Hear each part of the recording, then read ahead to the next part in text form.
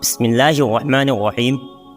حضور صلی اللہ علیہ وسلم اور نستورہ راہب، جب ہمارے حضور صلی اللہ علیہ وسلم کی عمر 25 سال ہوئی تو ایک دن چچا ابو طالب نے حضور صلی اللہ علیہ وسلم کو بلا کر کہا کہ بیٹا، اب میں بوڑھا ہو چکا ہوں، تم ہی میرا ایک سہارا ہو، اور تم تو دیکھتے ہو نا کہ میں بہت غریب ہوں، کمائی کا کوئی ذریعہ نہیں ہے، اس لیے میں چاہتا ہوں کہ اب تم تجارت کرو اور اپنا کاروبار کرو تاکہ 4 پیسے کما سکو۔ اے بیٹا محمد، ہمارے محلے کی ایک مالدار عورت خدیجہ ہیں، وہ اپنا تجارتی سامان لوگوں کے ہاتھوں دوسرے شہروں میں بھیجتی ہیں اور اس سے نفع کماتی ہیں۔ میں چاہتا ہوں کہ اس بار تم ان کا سامان لے کر شام ملک جاؤ اور تجارت کرو۔ مجھے پورا یقین ہے کہ اگر تم خدیجہ سے جا کر کہو گے کہ میں تمہارا مال تجارت کے لیے شام ملک لے جانا چاہتا ہوں تو وہ کبھی تم سے منع نہیں کریں گی، کیونکہ انہیں تمہاری ایمانداری اور امانت داری کے بارے میں بہت اچھی طرح معلوم ہے، اور وہ آج کل کسی ایسے ہی ایماندار انسان کی تلاش میں ہیں۔ ہمارے حضور صلی اللہ علیہ وسلم نے اپنے چچا ابو طالب کو جواب دیا کہ چچا جان، خدیجہ مجھے پہلے ہی تجارت کا پیغام بھیج چکی ہیں، اس لیے میں آپ کی اجازت چاہتا ہوں۔ یہ سن کر ابو طالب بہت خوش ہوئے اور حضور صلی اللہ علیہ وسلم کو جانے کی اجازت دے دی۔ جب حضور صلی اللہ علیہ وسلم تجارت کا سامان لے کر قافلے والوں کے ساتھ جانے لگے تو حضرت خدیجہ نے اپنے ایک غلام میسرہ کو حضور صلی اللہ علیہ وسلم کے ساتھ کر دیا، اور انہوں نے میسرہ سے کہا کہ ان صاحب کی کسی بات میں بھی مخالفت نہ کرنا، یہ جو بھی کہیں ان کی بات خاموشی سے مان لینا۔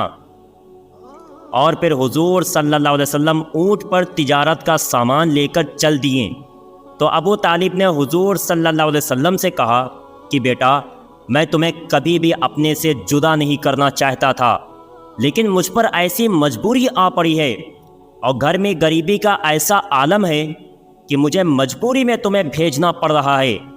اس وقت حضور صلی اللہ علیہ وسلم کے سارے چچا بھی موجود تھے۔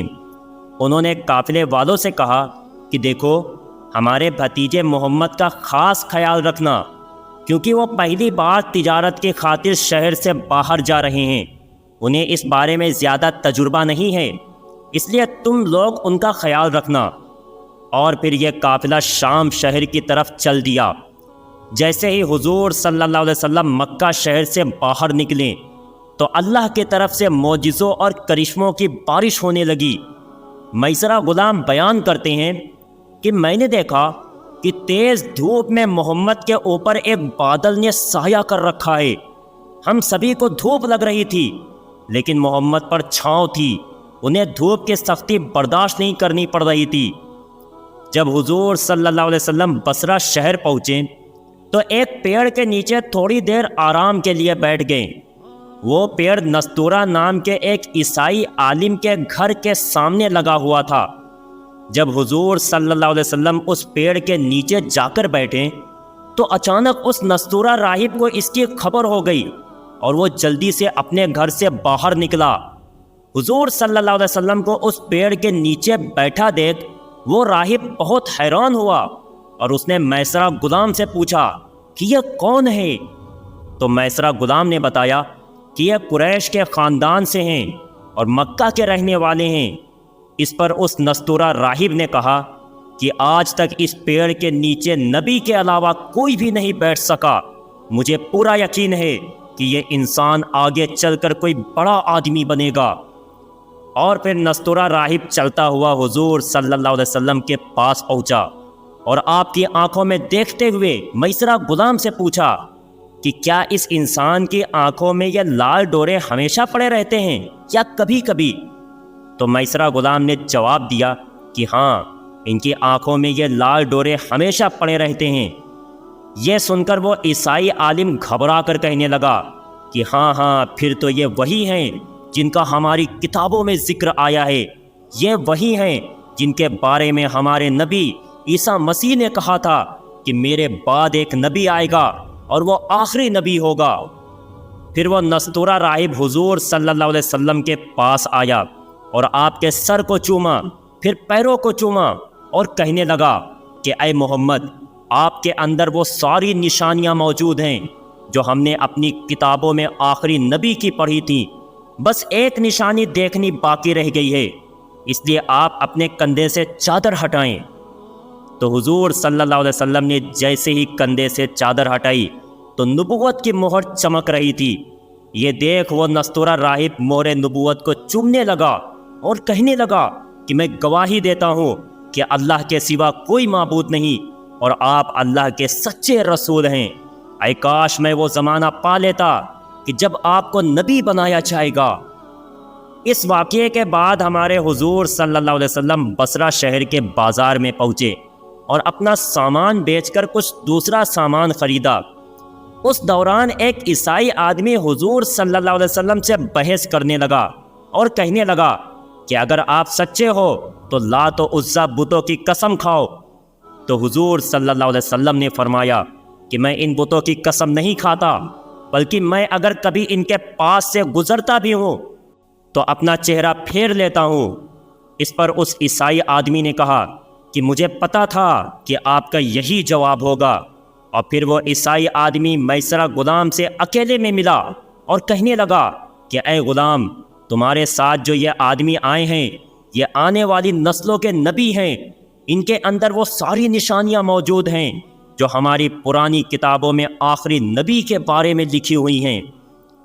کچھ دن بصرہ شہر میں رہنے کے بعد یہ قافلہ واپس مکہ شہر کی طرف لوٹا۔ اس بار قافلے والوں کو اپنی تجارت میں بہت زیادہ نفع حاصل ہوا۔ راستے میں لوٹتے وقت ایک واقعہ اور پیش آیا کہ حضرت خدیجہ کے 2 اونٹ جو میسرہ غلام لے کر چل رہے تھے، وہ دونوں بہت کمزور اور بیمار پڑ گئے، جس کی وجہ سے وہ چل نہیں پا رہے تھے۔ اس لیے میسرہ غلام قافلے سے پیچھے رہ گئے اور حضور صلی اللہ علیہ وسلم کا اونٹ قافلے میں سب سے آگے چل رہا تھا۔